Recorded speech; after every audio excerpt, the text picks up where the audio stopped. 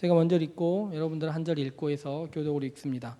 사사들이 치리하던 때에 그 땅에 흉년이 되니라. 유다 베들레헴에 한 사람이 그의 아내와 두 아들을 데리고 모압 지방에 가서 거류하였는데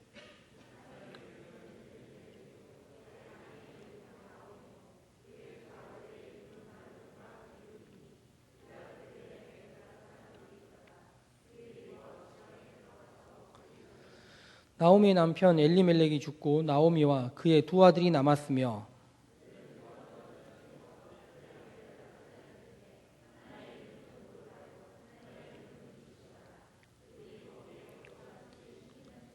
말론과 기�s온 두 사람이 다 죽고 그 여인은 두 아들과 남편의 뒤에 남았더라.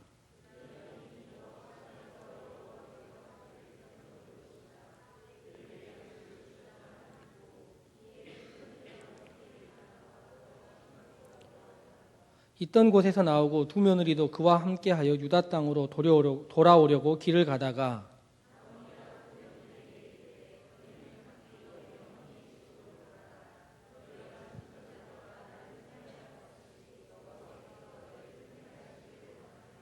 여호와께서 너희에게 허락하사 각기 남편의 집에서 위로를 받게 하시기를 원하노라 하고 그들에게 입을 맞추매 그들이 소리를 높여 울며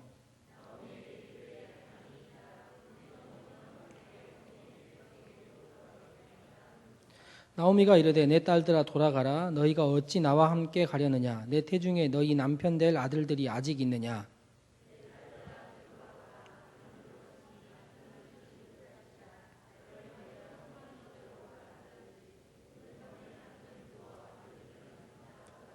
너희가 어찌 그들이 자라기를 기다리겠으며 어찌 남편 없이 지내겠다고 결심하겠느냐. 내 딸들아 그렇지 아니하니라. 여호와의 손이 나를 치셨으므로 나는 너희로 말미암아 더욱 마음이 아프도다 하매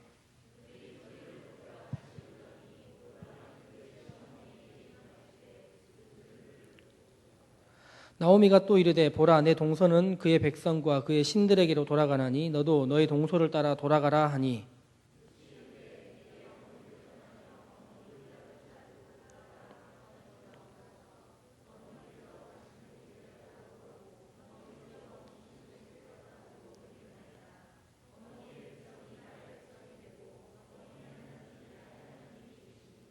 어머니께서 죽으시는 곳에서 나도 죽어 거기 묻힐 것이라. 만일 내가 죽는 일 외에 어머니를 떠나면 여호와께서 내게 벌을 내리시고 더 내리시기를 원하나이다 하는지라.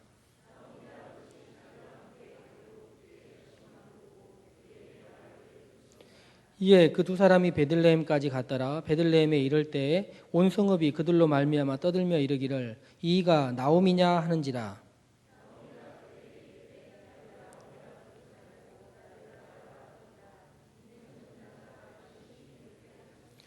내가 풍족하게 나갔더니 여호와께서 내게 비어 돌아오게 하셨느니라. 여호와께서 나를 징벌하셨고 전능자가 나를 괴롭게 하셨거늘 너희가 어찌 나를 나오미라 부르느냐 하니라.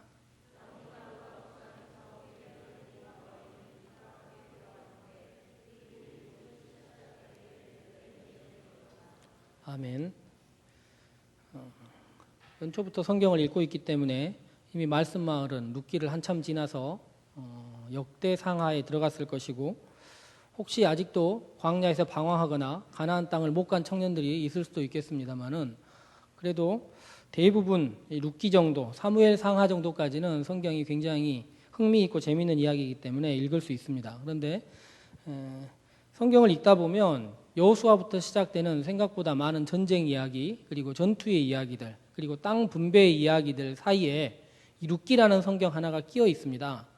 성경도 보면 4장밖에 되지 않고 내용도 그다지 아주 깊이 각인되는 이야기들은 아닙니다.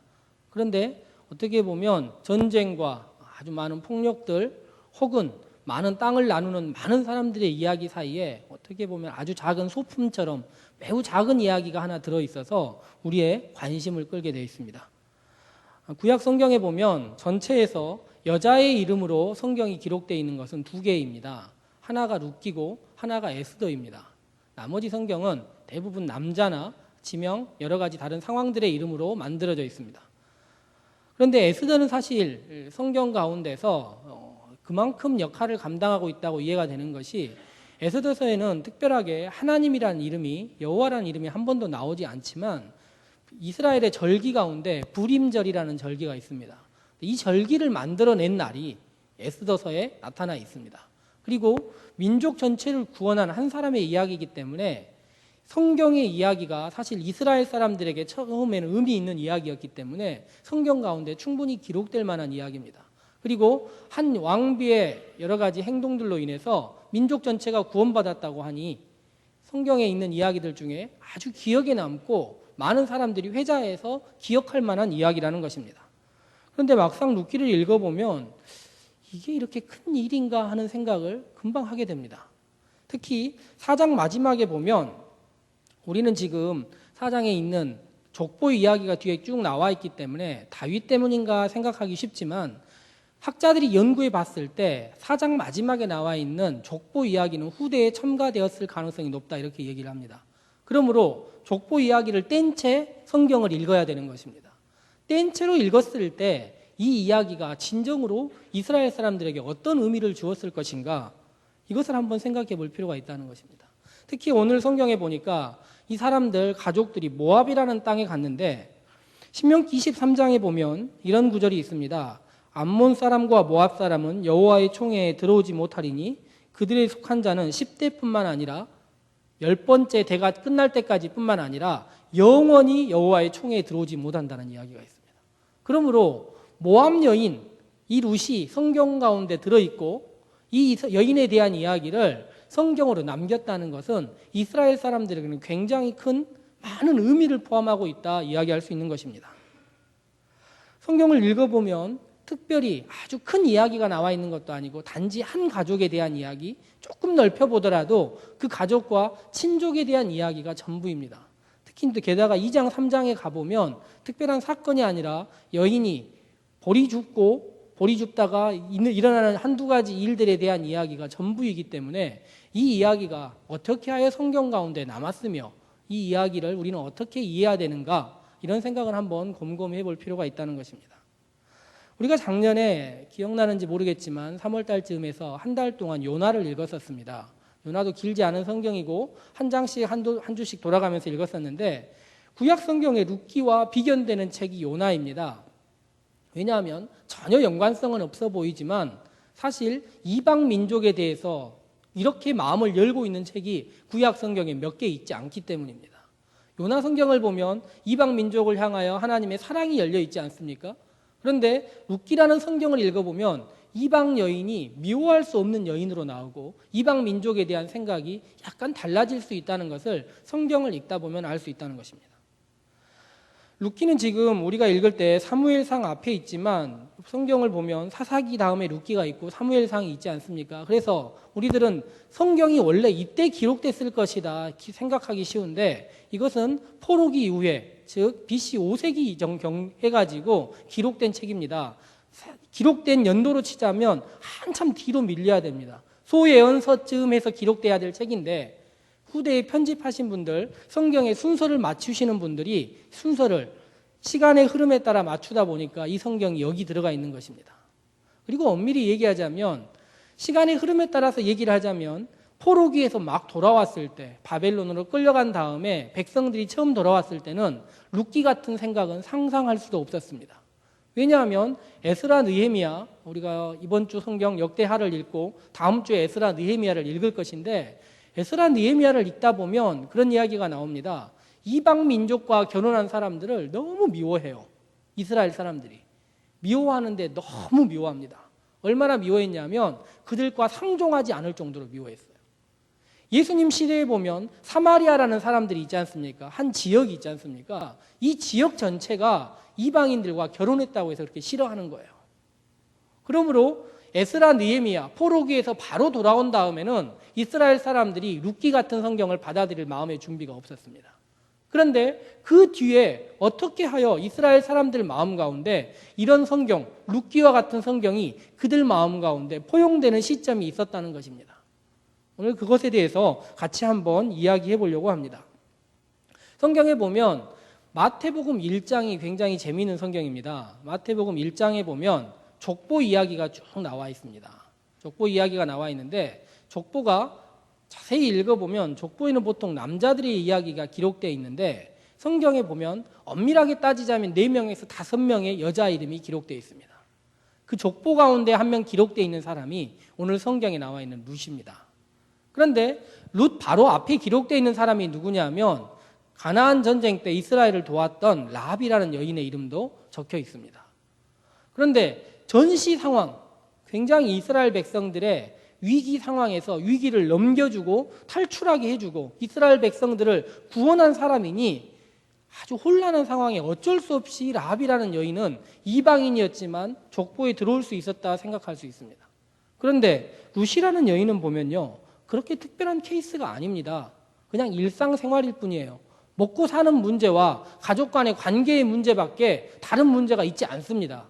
그런데 이 여인이 성경 가운데 들어있다는 것입니다. 우리나라 사람들 곧잘 그런 말 하지 않습니까? 단일민족. 그렇죠? 우리나라 사람들 그렇게 생각하진 않지만 단일민족이라는 말을 곧잘 사용하길 좋아해요.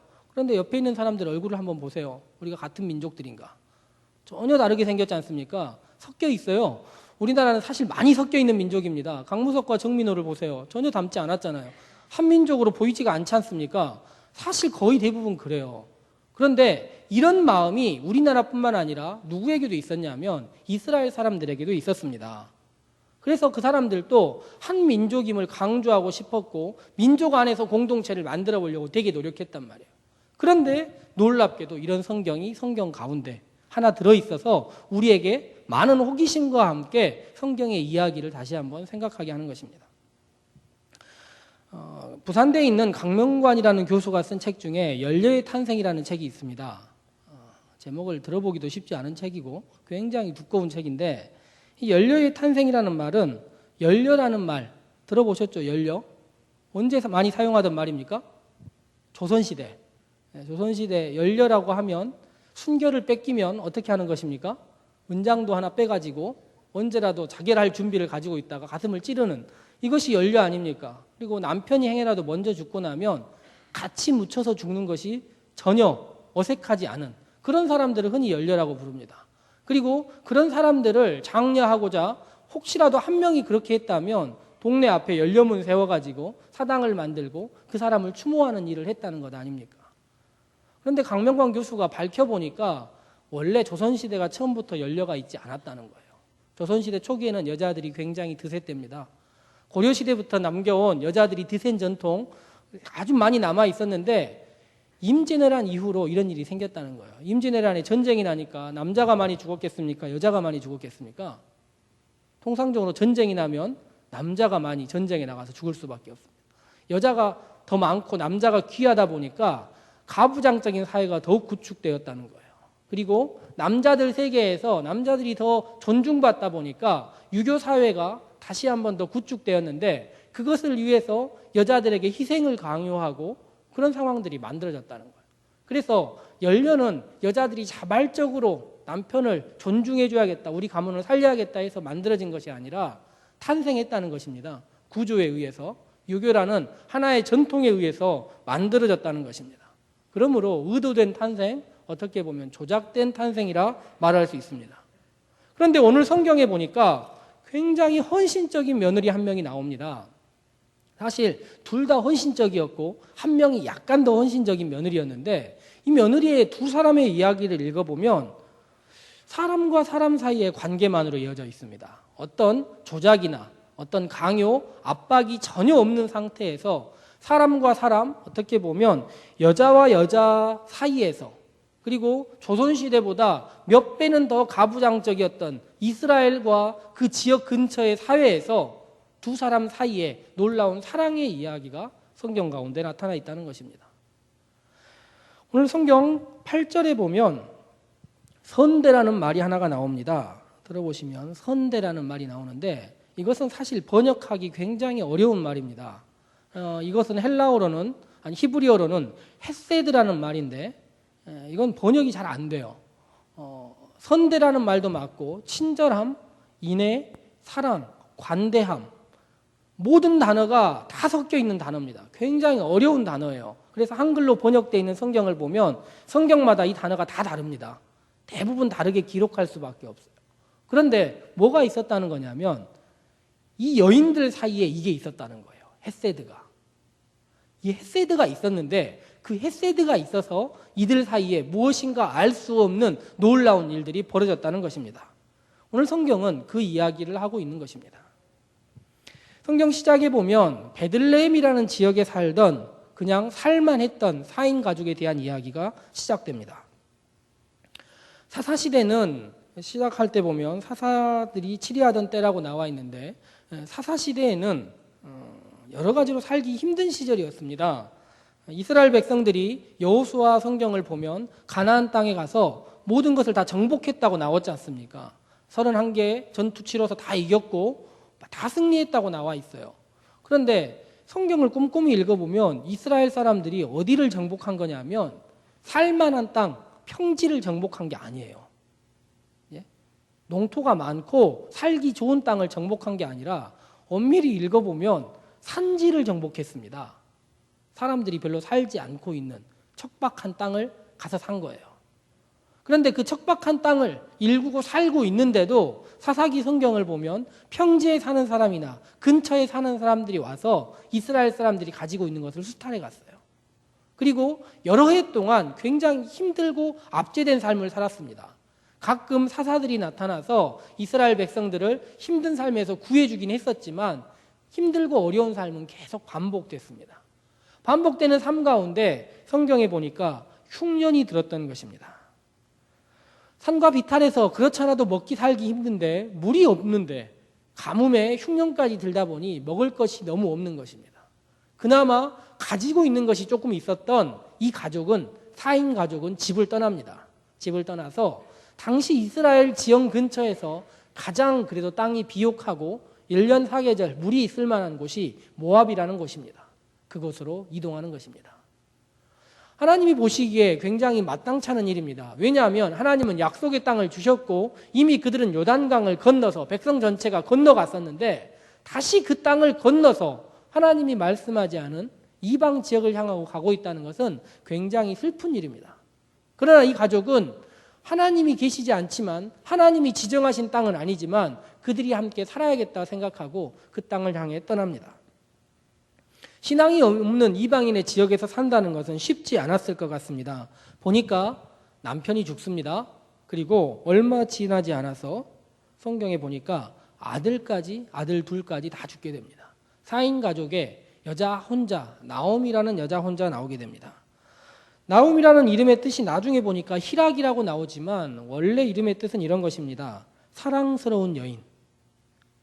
아주 사랑받고 살만한 집에서 아들 둘 데리고 사랑받은 여인이었던 것 같아요. 그런데 이 여인이 힘들고 어려운 삶이 그의 삶 가운데 시작되는 것입니다. 그리고 나서 성경에 보니까 5절 말씀 보면 너무나 마음 아픈 구절이 나오는데 그 여인은 2 아들과 남편의 뒤에 남았더라 이렇게 이야기가 나와 있습니다. 이 성경을 읽으면서 그런 생각이 듭니다. 참 이런 다 죽고 며느리 둘과 시어머니만 살고 있는 이 가정에는 도대체 어떤 일이 있었을까 하는 생각을 해보는 것입니다. 웃을 일이 있겠습니까? 기쁜 일이 있겠습니까? 먹고 살기도 힘들 뿐만 아니라 세 사람 사이에 정말 알 수 없이 힘든 일들을 계속 반복하지 않았을까 생각해 봅니다. 그런데 사실 보니까 그런 일은 아니었던 것 같습니다. 우리가 아까 읽은 말씀 가운데 7절 말씀을 보면 그들이 떠나서 길을 향하여 걸어오고 있을 때 길 가는 길 가운데 이미 떠날 때는 며느리들도 함께 하겠다고 떠났습니다. 그런데 돌아오는 길 사이에서 시어머니가 생각한 것입니다. 내가 잘못 생각하고 있는 것 같다. 그리고 마지막으로 다시 한번 확인해보는 그 장면이 나오는 것입니다. 며느리들은 진정으로 시어머니를 따르고 있었습니다. 어제 밤에 집에서 잠깐 드라마를 봤습니다. 제가 집에 TV도 없고 드라마 볼 일도 없는데 저희 아내가 보는 드라마를 잠깐 지나가다 봤어요. 제목이 출생의 비밀. 성유리가 나오는 드라마예요. 대부분 흥행하지 못하죠.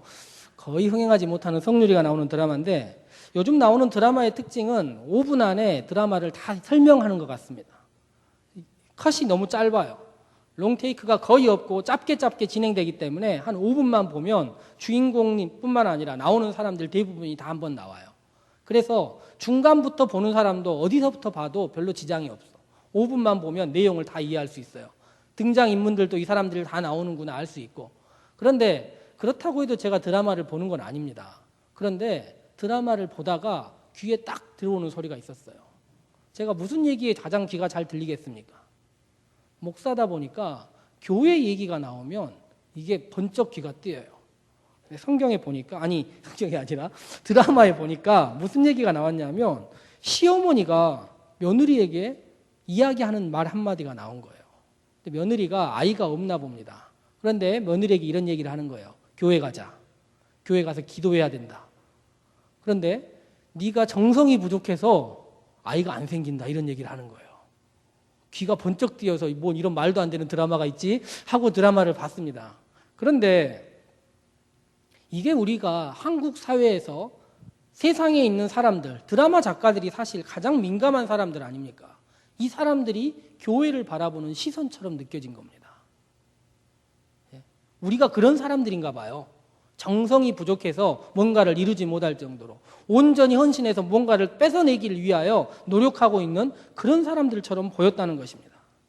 우리 현재 모습이 그렇다고 생각하고 성경을 보니 사실 우리의 신앙은 그런 것이 아니었습니다. 만약 그런 것이 신앙이었다면요, 이 성경에 나와 있는 룻이라는 여인이 아마 하나님을, 이스라엘 백성이 되기를, 신앙을 갖기를 포기했을 것 같습니다. 그가 생각하는 하나님이 부족한 것, 없는 것을 떼써가지고 달라고 하는 하나님이었다면 그가 원하는, 그가 알고 있었던 원래의 종교와 전혀 다르지 않은 것입니다. 모압에도 그모스라는 신이 있었고 암몬에도 몰렉이라는 신이 있어서 그들도 원하는 것, 기복을 원하면 마음껏 드리기만 하면 받을 수 있다 생각하는 신들이 그들 가운데도 있었던 것입니다. 그런데 룻과 나오미의 관계를 보면 룻은 전혀 그렇게 자기가 생각하는 시어머니의 하나님이 그렇지 않았다는 것을 알고 있습니다. 그가 보기에 시어머니가 믿고 있는 신은 고향을 떠나서도 섬길 수 있는 신이고 대화가 가능한 신입니다. 그리고 성경 뒤에 보면 나오지만 불평할 수 있는 신입니다. 하나님 저에게 왜 이렇게 하셨습니까? 라고 하나님께 대항할 수 있는 신이라는 것입니다.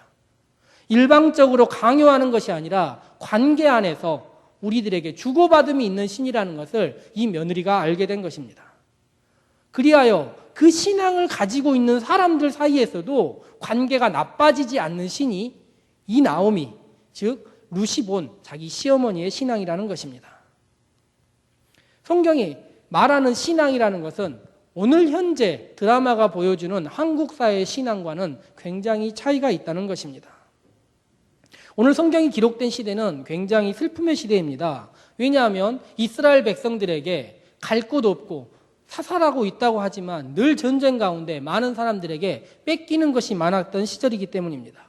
사사기를 보면 이 뒤에 있는 성경 사무엘 상하를 보면 헤세드가 넘칠 수 있는 시절이 아니라는 것입니다. 그런데 두 사람 사이에 그런 놀라운 일이 생겼습니다. 전쟁과 약탈, 생존만을 위하여 모든 것을 다 가능하다고 생각하는 그런 시절들에 사랑이 생겼다는 것입니다. 우리나라도 사실 그런 시절이 있었습니다.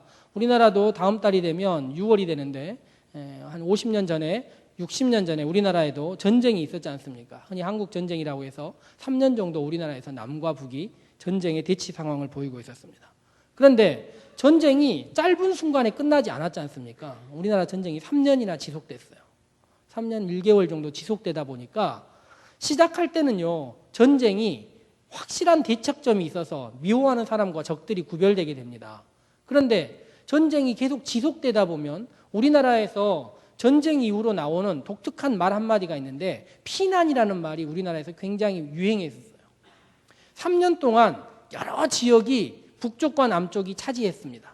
반복해서 차지하다 보니까 사람들 마음속에 어떤 생각이 있었냐면 살아남고 보면 모든 것이 해결된다 이런 생각이 있었어요. 그래서 그 전까지 좋았던 관계나 가족 관계 이런 것들이 생존을 위하여 모두 다 배신으로 바뀐 것입니다. 지금도 사실 그런 지역들이 여러 개 있습니다. 전라남도도 여러 군데 제가 살고 있었던 고향 근처를 가보면 아직도 고향에 못 돌아오시는 어른들이 있다는 거예요. 왜냐하면 가문을 배신했기 때문에. 살아야 되기 때문에 죽으면 모든 것이 잊혀지는 시절이기 때문에 살아남기 위하여 생존이 삶의 모든 목표가 되는 시절들이 있었다는 것입니다. 우리나라는 3년 정도에도 그런 일이 생긴 것입니다. 그런데 보니까 사사시대, 사무엘 상하 시대는 계속된 전쟁으로 이스라엘 사람들이 황폐하고 마음까지 닫혀 있었던 시대입니다. 그런데 시어머니가 며느리를 신앙으로 품은 것입니다. 헤세드로 품은 것입니다. 그리하여 그 며느리에게 신앙이 생긴 것입니다. 오늘 성경의 제목을 제가 뭐라고 정했냐면 룻 신앙인이 되다라고 적혔습니다. 그런데 저는 시어머니가 며느리를 전도하는 일이 쉽지 않을 것이라고 생각합니다. 왜요? 한국 사회에 생각해 보면 알지 않습니까? 시어머니가 며느리를 강압 외에 신앙으로 전도하기가 쉽겠습니까? 그런데 지금으로부터 몇 천 년 전에 한 시어머니가 아들도 없이 아주 단절된 관계 속에서 며느리를 지속적으로 사랑으로 품고 그리하여 한 사람을 신앙인으로 만든 것입니다. 저는 이 이야기 전에 룻이 신앙인이 되기 이전에 무엇이 있었다고 생각하냐면 신앙으로 살던 시어머니가 있었다고 생각하는 것입니다. 한 사람이 신앙으로 살고 있을 때 세상은 강팍하고 힘들고 어려우며 더 이상 서로서로에게 의지할 것이 되지 않고 나 혼자 살면 된다고 생각하는 그 시절에 한 사람은 신앙으로 살고 있을 때 믿지 않을 수밖에 없는 이방 여인 그리고 관계가 단절될 수밖에 없는 여인이 신앙을 갖게 되고 신앙인이 된다는 것입니다. 사도 바울이 쓴 빌립보서라는 성경에 보면 빌립보서가 끝날 때쯤 해가지고 바울이 이런 얘기를 합니다. 너희 관용을 모든 사람에게 알게 하라. 주께서 가까우시니라. 바울이 생각하기에 신앙을 전하는 가장 좋은 방법은 관용이라 생각했습니다. 타인을 이해하고 타인을 바라보며 타인에게 우리의 신앙이 어떻게 좋은지 강요하는 것이 아니라 내 삶의 모습으로 관용함으로 신앙을 보이는 것이 주님께서 내일 모레 오신다 생각할 때 사도 바울이 해야 될 일이라는 것입니다. 바울 생각해 보십시오. 모든 사람에게 가서 복음을 전한 것 같지 않습니까? 모든 사람에게 가서 당신 예수 안 믿으면 끝난다고 얘기했을 것 같지 않습니까? 그런데 그렇지 않았다는 것입니다. 관용을 보이고 타인을 이해하고 타인을 존중하고 바라보는 그런 시선을 가지고 살아라. 주님께서 다가오신다라고 이야기했다는 것입니다. 그런데 제가 볼 때는 오늘 성경에 있는 길 위의 여인들 3명 가운데서 나오미가 진정으로 그런 삶을 살았다는 것입니다. 그리하여 한 여인이 신앙인으로 바뀌었다는 것입니다. 룻의 신앙을 보면 신앙을 알게 됩니다. 그리고 신앙을 고백하게 됩니다. 그리고 신앙의 지역으로 이동하게 되는 것입니다. 저는 신앙이란 그것이라 생각합니다. 우리가 먼저 믿고 있는 사람들이랑 어떻게 해야 되는 것입니까? 나의 신앙을 타인에게 관용으로 헤세드로 보여서 우리의 신앙을 알게 하는 것이 우리의 신앙입니다. 또한 아직도 우리 가운데 믿지 않고 내 마음 가운데 신앙에 확신이 들지 않는 사람이 있다면 우리는 먼저 신앙을 알아야 됩니다. 저 사람을 통해서 우리 주위에 있는 사람들을 통해서 그리고 그 다음이 무엇입니까? 오늘 성경 말씀 16절 17절에 있는 것처럼 나의 하나님이 당신의 하나님이 나의 하나님이 되신다고 고백하는 것이 또한 신앙입니다. 그리고 신앙의 자리로 한 걸음 한 걸음 옮겨가는 것, 진정한 신앙의 자리로 내 발을 떼는 것, 그것이 신앙이라는 것입니다. 오늘 성경에 보니까 이 룻이라는 여인의 결과가 어떻게 되었다고 나왔냐면 한 사람의 삶이 변했더니 이스라엘 나라 전체에 가장 놀라운 신앙인이 그 안에서 만들어졌다는 것입니다. 후대 사람들이 생각했을 것입니다. 바벨론 포로기 이후에 돌아온 사람들이 족보를 정리하며 생각했던 것 같습니다. 우리 민족이 순수혈통만을 강조하고 우리만을 바라보고 있지만 사실 알고 보니 꼭 우리끼리는 아니었구나. 우리가 다른 사람들에게도 어떤 삶을 살아야 될지를 이 성경을 통해서 우리도 보게 되는구나라고 본 것입니다. 믿지 않는 사람들, 우리 민족 주위에 밖에 있는 사람들에게도 어떤 삶을 살아야겠다 생각하는 하나의 지표가 되는 귀한 성경을 성경 가운데 이렇게 기록해 둔 것입니다. 그렇다면 5월을 사는 우리는 어떻습니까? 우리의 신앙은 타인들에게 우리의 신앙을 보일 수 있는 삶을 살고 있는 것입니까? 룻기의 신앙이 우리의 마음 가운데도 있는 것입니까? 아니면 우리끼리만 남아서 우리끼리만 신앙생활하고 우리 안에서만 신앙을 누리고 그대로 살아도 된다고 생각하고 있는 것입니까? 오늘 성경에 말씀이 있는 것처럼 나의 하나님이 서로 우리가 알지 못하는 그들의 하나님도 될 수 있다는 것을 생각하며 나 한 사람의 삶의 신앙을 보이는 것이 누군가 알 수 없는 사람들을 신앙인으로 만들 수 있다는 것을 생각해야 한다는 것입니다. 오늘 룻기 말씀을 일주일간 생각하면서 나의 하나님이 그들의 하나님이 되기를 바라고 우리들 서로서로의 하나님이 나의 하나님이 되기를 바라면서 그러한 삶을 삶으로써 하나님께서 주신 귀한 일주일 가운데 승리하는 우리 신당중앙교회 청년들, 사부예배에 함께하신 성도님들 되기를 소망해 봅니다.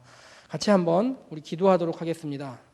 한 여인의 이야기들을 생각하시면서 그 주위에서 주었던 좋은 영향력들, 헤세드, 그리고 사랑들, 그리고 그 관계들을 생각하면서 다시 한번 우리 마음속을 생각하고 기도하도록 하겠습니다.